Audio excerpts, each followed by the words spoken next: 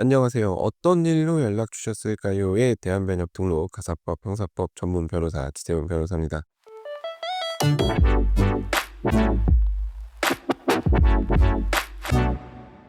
자, 오늘은 아파트 공동주택 관련한 얘기를 좀 해보려고 합니다. 제가 이제 공동주택 관리법에 관심이 좀 많다 보니까 그걸 아는 이제 주변 지인 혹은 지인의 지인 뭐 이런 분들이 연락이 와서 종종 저한테 물어보시는 것들이 있어요.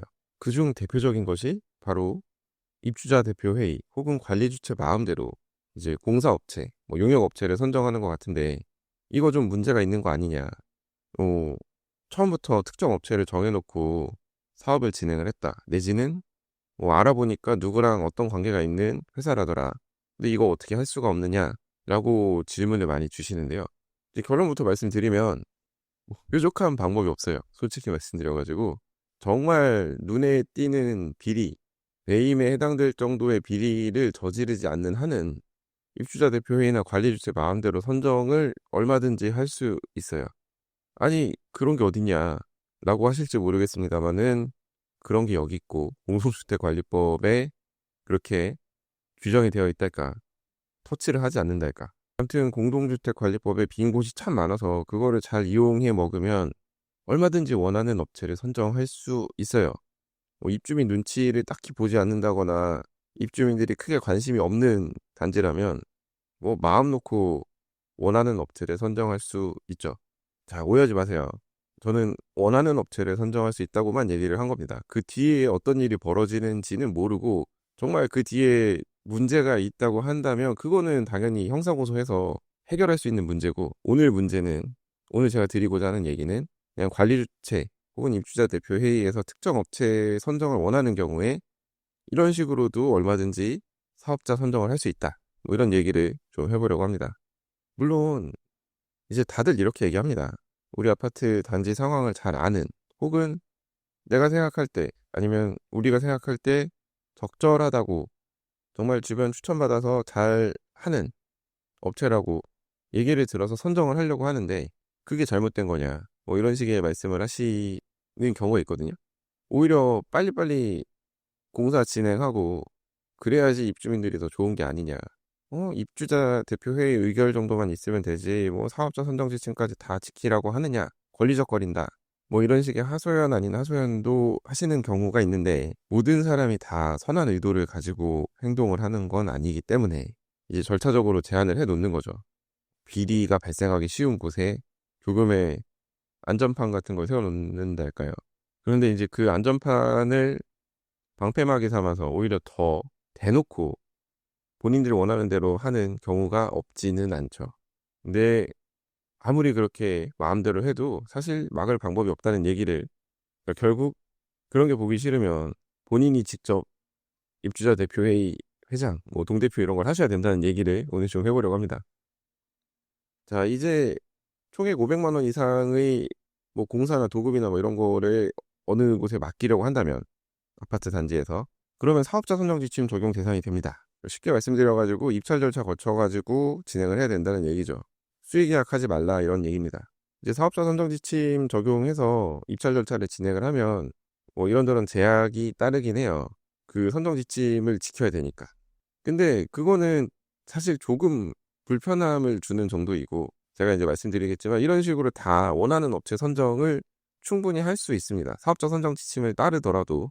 그러니까 이제 입주자 대표회의에서 뭐 특정 업체를 선정했다고 화를 내셔도 죄송한 말씀입니다만 뭐 딱히 일반 입주민 입장에서 할 수 있는 게 없어요. 이제 말씀을 드리면 관리규약 뒤쪽이나 뭐 이런 데 보면은 이제 사업자 선정할 때 쓰는 평가표 같은 게 있습니다. 이제 사업자 선정할 때는 이 평가표를 적용을 해가지고 사업자 선정을 해야 된다, 뭐 이렇게 관리규약에 되어 있는데, 그 평가표는 사업자 선정 지침상의 그 평가표와 거의 대동소이합니다. 특별히 막 그 평가표를 건드리진 않아요. 근데 이제 그 평가표를 보면 별게 없습니다. 이제 평가 항목에 신용평가 등급, 행정처분 건수, 보통 이런 게 제일 앞에 들어가고요. 그 다음에 이제 기술자 보유, 업무 실적, 장비 보유 뭐 이런 것들. 근데 지금까지 말씀드린 건 사실상 정량 평가예요. 그러니까 어지간하면 이거는 다 만점을 받을 수 있습니다. 그러니까 이 정량 평가에 있어서는 점수 차이를 둘 수가 없어요. 어지간하면 다 만점을 받을 수 있는 구조인 것입니다. 근데 이게 보통 평가표에서 60점 정도 차지하거든요. 그리고 사업 제안서가 10점. 결국 이 10점이 상당히 중요하게 작용을 하는데 이건 어떻게 보면 정량 평가란 말이에요. 그러면 이미 찜해놨던 업체, 진행을 원하는 업체한테 몰아주기 점수를 할 수가 있죠. 그래도 문제될 게 사실은 없죠. 왜냐하면 이 업체가 제시하는 사업 계획이 적합하다고 봤다고 하면 되니까. 그래서 여기서 점수 차이를 두게 되면 원하는 업체를 선정할 수 있는 겁니다. 물론 이 입찰 가격이 있죠. 입찰 가격에 30점이 들어가긴 하는데 이 입찰 가격을 사실상 고정시켜 버리면 모든 업체가 똑같은 점수를 받을 수 있어요. 그렇기 때문에 잘 이거를 조절을 하면 원하는 업체를 선정할 수 있는 거죠. 이렇게 선정을 하게 되면 뭐 어떻게 해볼 방법이 없습니다. 이 정량평가를 왜 이렇게 했느냐라고 뭐 따질 수 없죠. 뭐 평가위원이 그렇게 봤다고 하는데 어쩌겠습니까? 근데 이제 뭐 변수가 생길 수 있죠. 뭐 예상치 못한 변수가 생겨서 다른 업체가 점수가 좀 더 높게 나올 것 같다라고 하면 뭐 극단적인 예이긴 합니다만 평가를 잘못하면 돼요. 이제 그게 실수인지 고의인지는 본인만이 알겠죠. 그리고 최종 점수 같은 건 공개가 되지만 구체적인 평가 점수 같은 거는 일반적으로 공개를 잘 안 하거든요. 정보 공개 청구를 해야지 받아볼 수 있는데 거기까지 신경 쓰는 분들은 많지 않죠. 물론 이제 입대일한 각을 세우고 계속 시청이나 뭐 구청에 민원을 넣고 하시는 분들은 다 정보 공개 청구를 해가지고 받아보고 하시겠지만 정말 대놓고 티나게 특정 업체 밀어주기 하지 않는 한은 뭐 실수라고 주장을 할 여지가 충분히 있죠.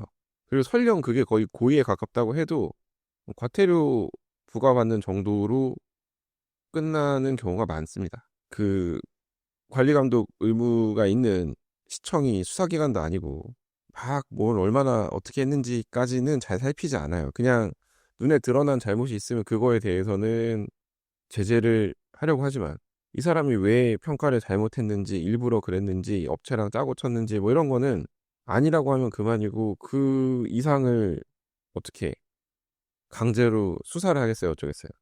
그러니까 그냥 걸리면 그만이라는 생각으로 사실 배째란 식으로 채점을 하면 방법이 없다는 겁니다. 이거 채점이 잘못된 건데 입찰 절차를 다시 진행해야 되지 않느냐라고 생각하실지 모르겠지만 보통 이런 것의 진상이 밝혀지는 건 모든 공사가 끝나고 난 이후인 경우가 많고 이제 그게 아니라고 해도 이 평가가 잘못되었다고 해서 자동으로 2순위 업체한테 뭐 권한이 넘어가고 이런 게 아니거든요. 뭐 2순위 업체가 따지고자 한다면 또 모르겠습니다만 2순위 업체의 경우에도 괜히 이런 걸로 소송하고 그러기가 좀 부담스럽죠. 왜냐면 이런 걸로 분쟁이 생기면 소문이 나기 마련이고 다른 아파트에 지원을 하기가 어렵잖아요. 그러니까 이 아파트는 그냥 글러먹었다 생각하고 다른 아파트 가면 되니까. 전국에 아파트 단지가 얼마나 많은데요. 그냥 뭐 밟았다 생각하고 넘어가면 되니까 막 법적으로 다툼을 빡세게 하는 경우는 많지 않습니다. 이제 가끔 뭐 뉴스에 나오는 경우가 있기는 한데 그거는 제 생각에 뭐 경제적인 어떤 거라기보다는 감정적인 거라고 생각을 하거든요. 그러니까 이제 뭐 그렇게 해가지고 얻는 실익이 무엇인지는 좀 생각해 볼 필요가 있고 그리고 무엇보다 사업자 선정 지침에 위반되었다고 해서 그 위반된 결과를 바탕으로 계약을 체결했다고 해서 그 관리 주체와 선정된 사업자 사이의 계약 그 계약이 무효가 되는 건 또 아니거든요. 법원은 이걸 별개로 봐요. 그러니까 이 계약이 살아있는 한은 과태료만 내면 끝이라는 거죠. 그리고 보통 계약 기간이 뭐 길어야 2년 뭐 이렇게 되니까 뭐 조금만 시간 끌면 계약 기간 다 채우는 건 일도 아닙니다, 사실은. 그러니까 뭐 제가 간략하게 말씀드렸는데 대충 이렇다는 걸 생각을 하시고 뭐 이거 말고도 방법은 많아요. 애초에 수의 계약을 유도하는 경우도 있습니다. 제가 볼 때는 그래요. 그 K아파트라고 해서 전국의 수많은 아파트에 입찰 공고가 올라오는 사이트가 있죠. 네, 심심할 때 제가 거기 들어가서 이것저것 살펴보는데 제가 그 얘기했더니 심심할 때 그런 데 들어가서 보냐고 누가 핀잔을 주긴 했었는데 하여튼 그 공고를 보면 눈에 보이는 것들이 있어요. 그러니까 공고만 딱 봐도 느껴지는 그게 있어요. 우리는 특정 업체랑 이미 얘기를 끝내놨다. 어차피 네가 지원을 해도 의미가 없다라는 느낌이 드는 공고들이 있습니다. 그러니까 그거는 저만 느끼는 게 아닐 거라고 생각을 하고 더더욱 그 공고와 관련된 업체의 경우에는 더 잘 느낄 거라고 생각을 하거든요. 그러면 입찰을 아예 하지 않죠. 이게 입찰이 쉬운 게 아니에요. 뭐 서류를 어쨌든 이것저것 갖춰 가지고 낼 것을 요구를 하는데 계약 금액이 크면 또 모르겠습니다만은 이제 애매한 사이즈의 그런 공사나 용역 계약 같은 경우는 굳이 뭐 이거 입찰하지 말라고 이렇게 써 놨는데 입찰을 해서 아예 입찰을 하지 않죠. 그럼 이제 사업자 선정 지침상 유찰이 2번 되면 수의계약으로 돌릴 수가 있거든요. 그럼 이제 이런 식으로 수의계약을 체결하는 거죠. 특정 업체와. 공고를 특정 업체에 맞추면 공고를 낸다든지. 그래도 사실상 제재할 방법이 없거든요. 자, 뭐 아파트에서 소송을 해야 돼서 법률 대리인을 선정을 한다고 가정을 해보겠습니다.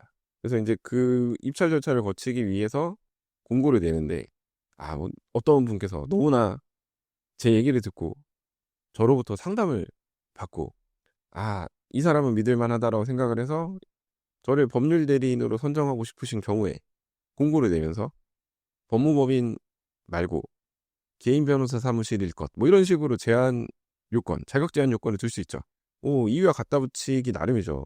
규모가 큰 법무법인보다 이 개인 변호사 사무실에 맡겨서 조금 더 편하고 자유롭게 소통을 좀 하고 싶다. 근데 이제 우리 아파트 위치가 송파니까 송파구에 위치한 개인 변호사 사무실 뭐 이런 식으로 자격 제한 요건을 두려면 둘 수는 있다고 생각을 해요. 근데 이제 거기에 더해가지고 현장 설명회 같은 걸 참여를 해야 되는데 반드시 그것도 대표 변호사가 참여를 해야 되고, 근데 현장 설명회 일시가 막 공고하고 얼마 되지 않은 며칠 뒤에 바로 현장 설명회가 있고, 거기에 더해서 이제 대표 변호사 아닌 다른 변호사가 사건 진행할 염려가 있으니 진짜 변호사 수가 몇 명 이하인 법률사무소 뭐 이런 식으로 자격 제한 요건을 막 두어도 사실은 어떻게 이거를 하지 말라라고 강제할 방법은 없어요. 뭐 아니면은 이제 그 평가 항목에 장비 보유 뭐 이런 게 있는데 서면을 제대로 빠르게 확실히 써야 되니까 기계식 키보드 몇 개 이상 보유한 법률사무소, 뭐 많이 보유할수록 우대 뭐 이런 식으로 하면 제가 1순위가 되지 않겠습니까? 물론 이렇게 공고를 내면 안 되겠죠. 극단적인 예를 들어 설명을 한 건데 이런 공고를 냈다고 했을 때 일단 다른 곳에서 보면 이거 누구 뽑으려고 누구 선정하려고 아예 마음을 먹었네라고 보고 에이 됐다 이러고 돌아설 확률이 높고, 그러면 입찰을 안 하게 되고 업체가 모자르면 유찰이 되고 유찰 2번 되면 수의계약 되고 이렇게 되겠죠. 이런 식으로 흘러가게 얼마든지 만들 수 있습니다. 뭐 제가 이건 극단적인 예를 든 것뿐이고 이렇게 티나게 하는 곳은 또 없죠. 그러니까 교묘하게 이런저런 이유 갖다 붙여가지고 허들을 막 설정을 하고 하는 경우를 볼 수 있어요.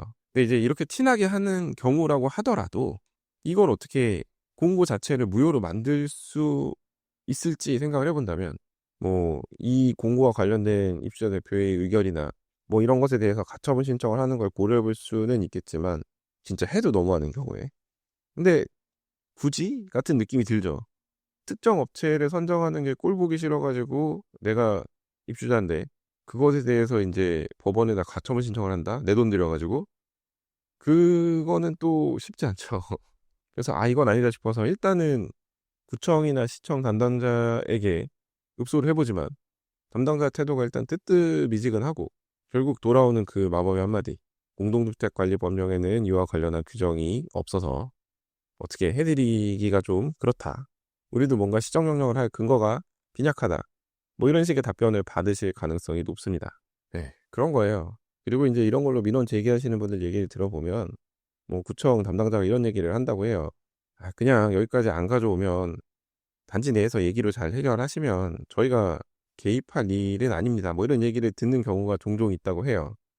그러니까 구청이나 시청에서도 어떤 상황인지 대충 이해는 하지만 뭐 확실한 뭐가 있어야지 처분을 내린다는 거죠. 시정명령을 하든 뭘 하는데 결국 그거잖아요. 특정 업체랑 관리 주체 혹은 입대위랑 짬짬이를 했다는 건데 그 짬짬이를 했다는 사실은 사실 누군가가 불지 않는 한은 밝혀내기가 거의 어렵고, 아니면 특정 업체에게 유리하게 뭔가 서류를 조작을 했다든지 평가표를 유리하게 만들었다든지 하는 이유로 고소를 하는 것도 사실 쉽지는 않죠. 왜냐면 다들 바보가 아닌 이상 티나게 안 하니까요. 다 익스큐즈를 만들어 놓고 진행을 하지 무식하게 밀어붙이는 경우는 많이 없으니까요. 그리고 설령 무식하게 밀어붙인다고 해도 이제 그런 거를 제대로 다투려면 사실 변호사를 선임해서 막 특히나 배임이나 뭐 이런 거는 제대로 하셔야 되는데 또 이런 분들 특징이 혼자 어떻게든 해보려고 하시거든요. 그 심정도 이해는 가요. 본인한테 당장 경제적 이득이 없는데 그냥 잘못된 거를 바로잡고 싶다는 그 심정으로 하시는 거니까 돈이 아까울 수 있죠. 근데 그거 이해하는데 어쨌든 혼자 그걸 덤벼가지고는 수사기관에서 제대로 들여다봐 주기가 쉽지 않아요. 뭔가 확실한 게 있어야지 수사기관도 움직이고 기소를 하고 하죠. 근데 대부분 이런 분들이 쓰시는 것들 제가 이제 상담을 하면서 이렇게 뭐 가져오시는 자료들을 보면 어 조금 심하게 말씀드려갖고 뇌피셜처럼 보이는, 그러니까 그게 설령 뇌피셜이 아니라고 해도 이미 그 주변 상황 자체가 절차를 거칠 걸 다 제대로 거치고, 그러니까 상황을 잘 만들어서 진행을 해가지고 오히려 따지는 쪽이 이상하게 보이는 경우가 있어요. 그러다 보니까 사실 배임이나 이런 걸로 고소하는 것도 쉽지는 않죠. 이제 결국 남은 거는 여론전 뿐인데 이 여론전 잘못하다가는 오히려 역으로 고소를 당해가지고 업무방해나 이런 걸로 고소당해서 피곤하실 수 있고, 그러니까 답답하시겠지만 사실상 방법이 없다. 그거를 좀 받아들이실 필요는 있습니다. 아무튼 오늘도 제가 또 이것저것 다 안 된다는 말씀을 드렸는데 냉정하게 생각하실 필요는 있어요. 정말 따져서 의미가 있는 것, 따져봤자 의미가 없는 것을 잘 생각하셔서 움직이셔야 뭐라도 건질 수 있다는 말씀, 그 말씀을 좀 드리고 싶었습니다.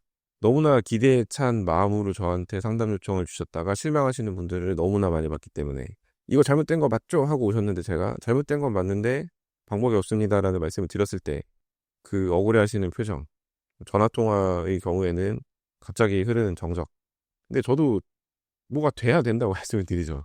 저도 된다고 말씀드리면 얼마나 좋겠어요. 근데 이제 그게 아닌 경우에 설명을 드리면서 제가 이제 느끼는 것들이 있어서 또 나름의 답답함이 있어서 이렇게 오늘 한번 말씀을 드려봤습니다. 자, 오늘 제가 준비한 얘기는 여기까지이고요. 오늘도 끝까지 들어주셔서 감사합니다. 자, 다음 에피소드에서는 더 흥미롭고 유익하고 현실적인 그런 법률 이야기로 찾아뵙도록 하겠습니다. 이상 대한변협 등록 가사법 형사법 전문 변호사 지세훈 변호사였습니다. 감사합니다.